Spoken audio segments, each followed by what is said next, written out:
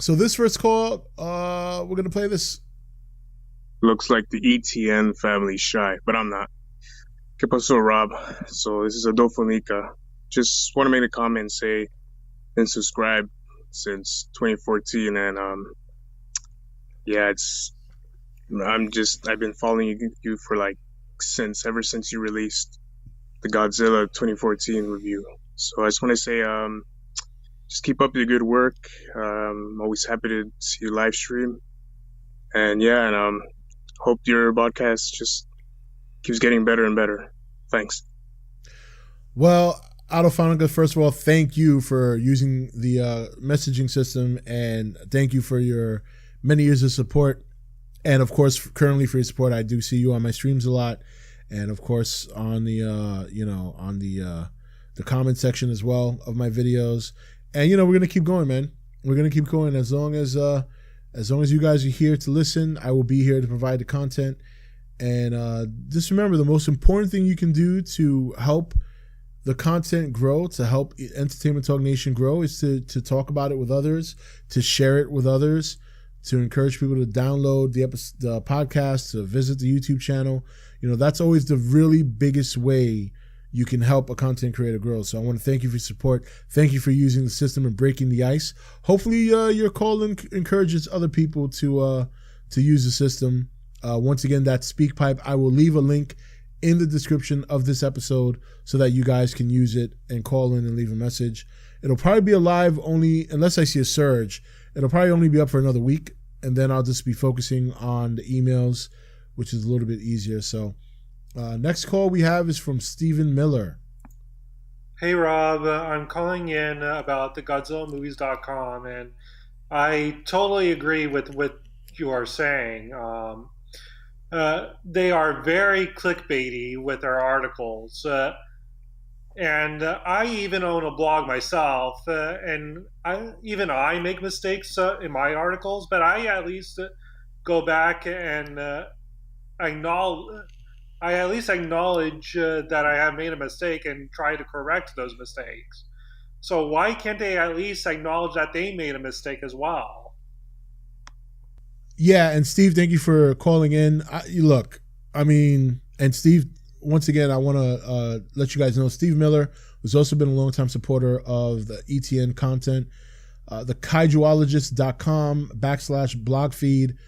Go visit that. I'll leave a link in the description. He writes articles for those of you who love kaiju and Godzilla related content. He writes an article there, and you can support him there.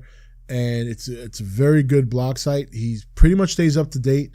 So go visit that for your kaiju related needs. But yeah, Steve, remember we did a video about this. We talked about it on the live stream.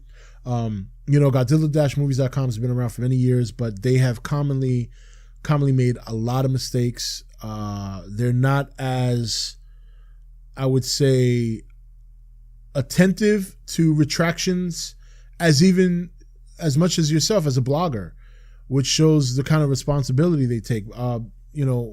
For those of you who may be new listeners, Godzilla-movies.com is a website for fans to go and talk about Godzilla. I don't discourage anyone from going there. It's actually a very nice community, but I've had a problem with them over the years because they tend to write articles at times that can be very inaccurate, and instead of retracting some of these articles, they leave them up there because they want to get the hits, and they know that obviously if you take down the article, you can't get the hits that you want. And that's a problem we see not just with them. That's a problem we see on media outlets on the website altogether. Many of them, both gaming and movies. It's very, very hard to get accurate information from a lot of these sites without them putting up a title to bait you into clicking it, only to provide content that's contrary or contradicts the very title itself. So yeah, Steve, I agree with you. If you can do a retraction of an error that you made and you're a one-man show, then I don't see why a big website run by multiple people and having multiple people as journalists can't make accurate retractions after a mistake's been made. So agree 100%. And finally, our last call in. So, Rob, my question is this.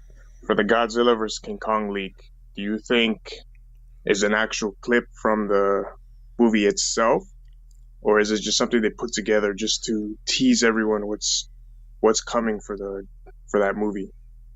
I think it's a clip. I think it's a clip from the movie. It wouldn't surprise me if we don't see it in the movie.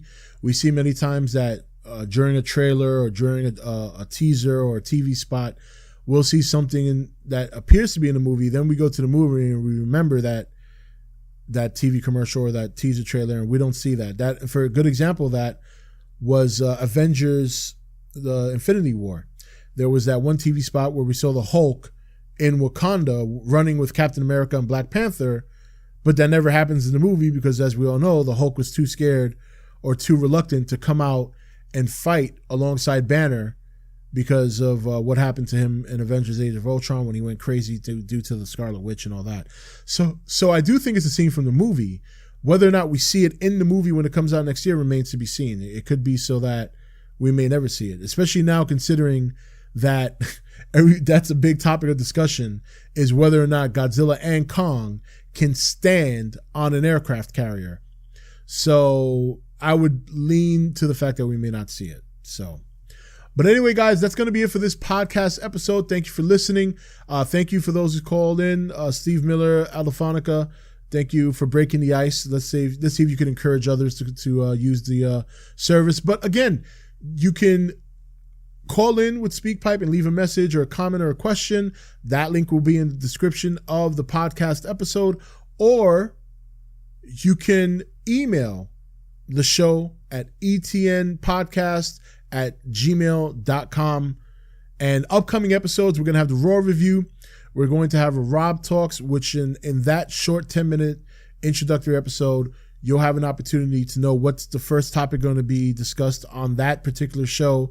So that way, if you decide to either call in or use an email, you'll know what we're going to discuss ahead of time. So you can ask a question, leave a comment, or even give your insight on the topic.